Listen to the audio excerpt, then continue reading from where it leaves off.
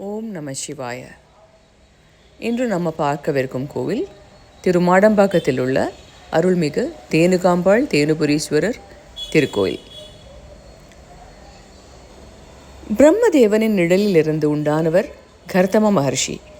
கர்தம மகர்ஷி தவம் இருந்த பலன் ஸ்ரீ மகாவிஷ்ணுவே மகனாக அவதரித்து கபிலர் என்றும் திருநாமத்துடன் வளர்ந்து வந்தார். கபிலர் தன் தாய் தேவகூதிக்கு பக்தி யோகம், சாங்கிய யோகம் எல்லாம் உபதேசம் செய்துவிட்டு வடகிழக்கு திசைக்கு சென்று விட்டார். பல காலம் கழித்து கபிலர் தன் பிறவியில் தொடர்பை நீக்கி முக்தி நிலை பெற வேண்டி தவம் இருந்து சிவ வழிபாடு செய்து வந்தார். அப்பொழுது வழக்கத்திற்கு மாறாக ஒரு நாள் தன் இடது கரத்தில் சிவலிங்கத்தை வைத்து கொண்டு வலது கரத்தினால் சிவ பூஜை செய்து இதனால் ஏற்பட்ட தோஷத்தினால் முக்தி பேறு கிடைக்கவில்லை. மீண்டும் பூலோகத்தில் பசுவாக மறுபிறவி எடுத்து திருமாடம்பாக்கம் சிற்றேரிக்குள் உள்ள மணர்த்திட்டு பகுதியில் ஒரு இடத்தில் ஸ்வயம்பு லிங்குமூர்த்தி இருப்பதை தன் ஞானத்தால் அறிந்து பாலை தானாக பொழிந்து வந்து பசுவாக மறுபிறவி எடுத்தது. ஒரு நாள் இதை கண்ட இடையன் பசுவை கல்லால் ஓங்கி அடித்தான். பசு நகராமல் அப்படியே நின்றது. மறுபடியும் தன் கையில் உள்ள தடியால் அடித்தான். அடிப்பட்ட வலியை தாங்க முடியாமல் பசு தன் காலால் எட்டி உதைத்தது. அது ஸ்வயம்பு லிங்கமூர்த்தியின் மேற்பகுதி பசுவின் கால் அடிபட்டு விட்டதனால் சற்று சிதிலமாகிவிட்டது. பசு ஓடி மறைந்து விட்டது. சிதிலமாயக ஸ்வயம்பு லிங்கமூர்த்தி இருந்த இடத்தில் இரத்தம் பெருகியது. இதை கண்ட இடையன் பயந்து ஊருக்குள் சென்று மக்களை அழைத்து வந்தான். ஏரிக்கரையில் இரத்தம் பெருகி தண்ணீருடன் கலந்து விட்டதை கண்ட மக்கள் இறைவனை வேண்டினார்கள். ஆகாயத்தில் ஸ்ரீ பரமேஸ்வரன் காட்சி அளித்து, மக்களே பயம் வேண்டாம், கபில மகர்ஷியின் தோஷ நிவர்த்திக்காக இங்கே ஸ்வயம்பு மூர்த்தியாக யாம் தோன்றினோம். கபில மகர்ஷியும் அப்போது அங்கு தோன்றி, இறைவா என்னை மன்னித்து ஏற்றுக்கொள்ளுங்கள் என வேண்டி நின்றார். இறைவன் ஆசியுடன் கபில மகர்ஷி ஜோதியாக மாறி ஸ்வயம்புலிங்க மூர்த்தியுடன் கலந்து விட்டார். இங்கு நடந்த காட்சியை அரசனிடம் தெரிவிப்பதற்காக மக்கள் கூட்டமாக சென்றனர். அன்று இரவு சோழ அரசனின் கனவிலும் இந்த காட்சி அப்படியே தெரிய இறைவன் ஆசீர்வதித்தார். கனவில் கண்ட அரசர் நேரில் காண தன் பரிவாரங்களுடன் புறப்பட்டார். மாடம்பாக்கம் கிராமத்தில் கீழ்ப்பகுதி இடத்தில் சோழராஜாவும் மக்களும் சந்தித்தனர். ராஜாவை மக்கள் பார்த்த இடம் ராஜகீழப்பாக்கம் என்று மாறிவிட்டது. மக்களுடன் சேர்ந்த மாடையம்பதி சிற்றேரிக்கு அரசர் வந்து சேர்ந்தார். அங்கு ஸ்வயம்பு மூர்த்தியை தரிசித்த அரசர் கிராம மக்களுடன் அங்கு ஓரிரு திருக்கோவில் கட்டுவதற்காக தீர்மானம் செய்துவிட்டார். சிற்றேரிக்குள் அடித்தளம் கட்டுமானம் ஒன்றை அமைத்து அதன் மேல் மாடத்தில் ஸ்வயம்பு மூர்த்திக்கு கருவறையும் கோபுரமும் அமைத்து வழிபட்டார். இதுதான் இந்த கோவிலின் தலவரலாறு.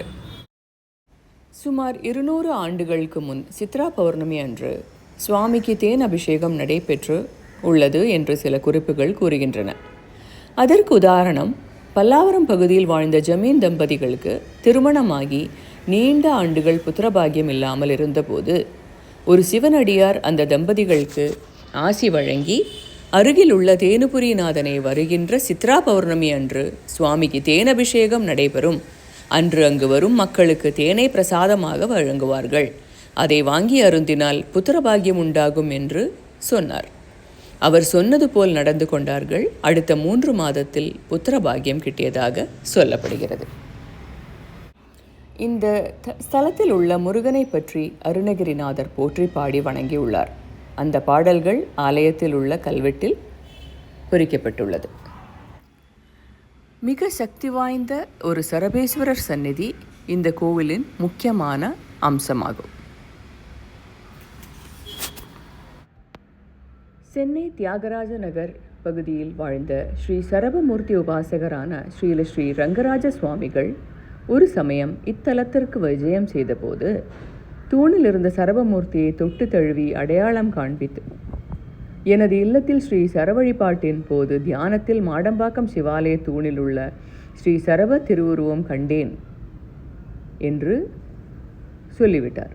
இந்த சக்தி வாய்ந்த சரபமூர்த்தியை ராகு காலத்தில் வழிபடுவதால் வறுமை பிணி தோஷங்கள் எல்லாம் நீங்கி வளமுடன் வாழலாம், இது உறுதி என்று கூறினார்.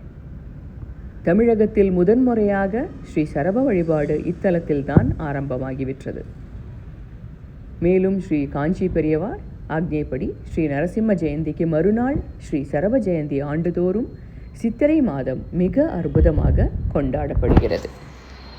பிரதி வாரம் ஞாயிற்றுக்கிழமை அன்று ராகு காலத்தில் மாலை 3 மணிக்கு மேல் தூணில் உள்ள ஸ்ரீ சரபமூர்த்திக்கும் உற்சவ சரபமூர்த்திக்கும் அபிஷேகம் சிறப்பாக நடைபெறுகிறது. தொடர்ந்து அலங்காரம், கூட்டு வழிபாடு, மகா தீபாராதனை, பானக பிரசாதம் மிகவும் விசேஷமானது. பிரசாத விநியோகம் இரவு 7 மணி அளவில் முடிகிறது.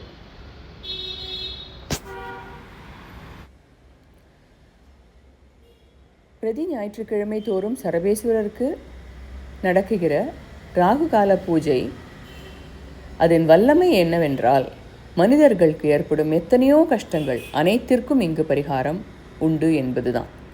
மனசாந்தியின்மை, பிள்ளை பேரின்மை, திருமண தடை, கணவன் மனைவி கருத்து வேறுபாடு, தொழில் வளர்ச்சியின்மை, தீராத பிணி, இல்லத்தில் நிம்மதியின்மை, பிள்ளைகள் கல்வியில் மந்த நிலை, செய்வினை தொல்லைகள்,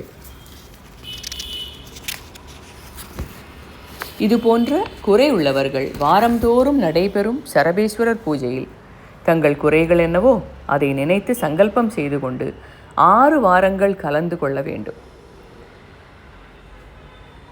மாலை 3 மணிக்கு தொடங்கி 6 மணி வரை நடைபெறும் பூஜையில் கலந்து கொண்டு